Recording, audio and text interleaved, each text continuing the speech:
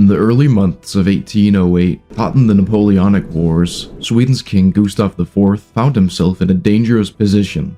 Refusing to bow to Napoleon's demands, Sweden remained one of the last European powers standing against the French Empire. To the east, Russia, emboldened by a new alliance with Napoleon, set its sights on eastern Sweden, a region it wanted as a buffer between itself and the west. Russian forces crossed the Swedish border, seizing the region and bringing it under Russian control. This resulted in the creation of the Grand Duchy of Finland under the Russian crown, and further down the line the creation of the Finnish nation. But what if, instead of staunchly opposing Napoleon, King Gustav IV was more pragmatic, and Sweden managed to keep its eastern territories?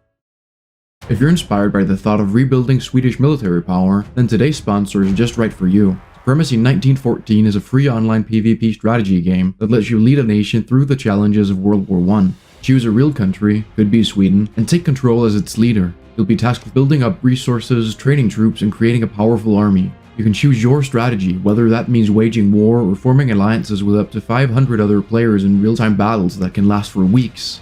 What I love most about Supremacy 1914 is its long-term strategy and realism. You'll manage resources, trade, and lead your troops. And with the new Heroes update, you can now deploy legendary units with unique abilities that could turn the tide of any battle. And the best part, you get an exclusive gift just for signing up, 15,000 gold and a month of premium for free, but only for the next 30 days. Don't miss out. Supremacy 1914 is available on PC, iOS, and Android. Click the link in the description to start building your empire today. In autumn of 1807, when Russia formally demands that Sweden joins the continental system and severs its trade ties with Britain, instead of refusing, Gustav IV complies and joins the continental system to appease Russia and Napoleon. By playing a delicate balancing act similar to Denmark and other European powers, Sweden could avoid the wrath of its neighbors, ultimately preserving Sweden's eastern territories. This doesn't immediately change the Napoleonic Wars. Sweden still joins the 6th and 7th coalitions later down the line, which both succeed in their goals. But Sweden is not granted Norway, as that transfer was primarily to compensate Sweden for the loss of its east. Instead, Norway for the time being stays with Denmark in a personal union. Going forward, Sweden is not nearly as far down the path of neutrality. The War of the Hats had already set Sweden on this course, but losing Finland was the final blow. Sweden would likely seek out an alliance with Britain in order to deter Russia and remain more involved in European politics. By the 1850s, when the Crimean War begins, Sweden joins forces with Britain, France, and the Ottoman Empire. This opens a northern front. It wouldn't see much fighting, as Russia would focus much more on the southern front, and Sweden wouldn't have the capacity for a major push into Russia. But it does mean that following the war, Sweden is granted Old Finland, expanding its borders slightly eastward. Sweden continues to play a more involved role in European politics. During the Second Schleswig War, the dynamics of the region are slightly different. Denmark, retaining Norway, has more negotiating power, and during the Prussian invasion, with the threat of Swedish intervention, and hence also potential British involvement, the issue is settled with the contiguous majority German parts in southern Schleswig joining the Duchy of Holstein, which would entirely leave the Danish realm, but more of Schleswig stays with Denmark. This means the Scandinavianism movement isn't entirely snuffed out, although Sweden being so significantly larger than Denmark and Norway prevents it from leading to a full union.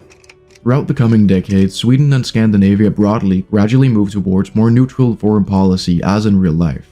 World War I is unaffected for the most part. The Russian Civil War, while affected, is not altered enough to change the outcome, as Sweden controversially doesn't explicitly pick a side. During the onset of the Second World War, Sweden would find itself in a precarious position, as the expansion of Germany and the Soviet Union posed serious threats to Sweden's sovereignty. They had just seen Poland, another nation in between the two giants, being carved in two, and as the Soviets start making demands regarding the border near Leningrad, which Sweden would refuse, they fear the worst. Sweden would try to appease the Germans and make it clear to Germany that their iron exports would continue, in the hopes of avoiding a two-front war. But Russia could not be appeased without a land exchange, so the Winter War would progress similarly to in real life, being completely fumbled by the Soviets, as they face a Sweden that is significantly stronger than the Finland of the real world.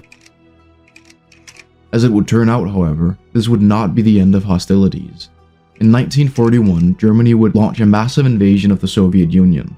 The German war machine relied heavily on iron imports from Sweden, so the Soviet Union would launch yet another invasion of Sweden to prevent these exports from reaching Germany. Despite not formally joining the Axis powers, Sweden would accept German support to fend off Soviet aggression. aligning itself with Germany out of self-preservation. As the tides of the war turn, Sweden reevaluates its position, similarly to Finland in real life. Recognizing the shifting balance of power, Sweden concedes to the Soviets, moving the border westward and ceasing all trade with Germany. This for a brief time opens up a new northern front, as Sweden has to fight German troops in its own territory and along the Norwegian border. Swedish forces would assist in the liberation of Norway and Denmark, contributing to the final efforts against the Axis powers. The question of what to do with Sweden following the war would be a crucial one in shaping the new Cold War era. Sweden would manage to negotiate neutrality, mirroring Finlandization in the real world. By the modern day, we have a significantly larger Sweden. It is still not a great power in Europe, but it is a second-rate power that is significantly more relevant than in real life, especially as it is in large part the leader of the Nordic region. What we know as Sweden in the real world is largely very similar in this one, but Finland, which doesn't even exist, is significantly altered. In the early 1800s in real life, somewhere between 10 and 20% of the population of Finland was Swedish-speaking, and in a world where the region remains an integral part of Sweden, that percentage would increase significantly, especially when formal education is introduced. By the modern day, what we know as Finland largely speaks Swedish, and is just seen as a part of Sweden. It doesn't have any strong Finnish identity, with smaller counties being more important in terms of regional identity. The Finnish language of course still exists as a widespread minority language, and the Finnish identity, while still existing, is greatly altered as it is not tied to any concept of a nation-state.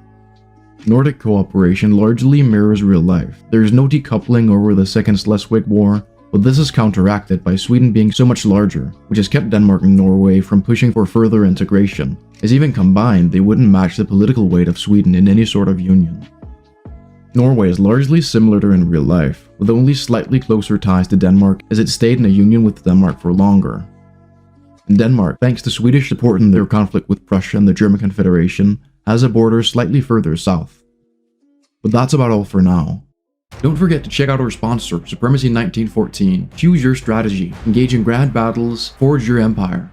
Don't forget you get 15,000 gold and a month of premium for free, but only for the next 30 days. Click the link in the description, choose your country, and start building your empire today. I hope you enjoyed the video, and don't forget to leave a like and subscribe for more content like this in the future. See you next time.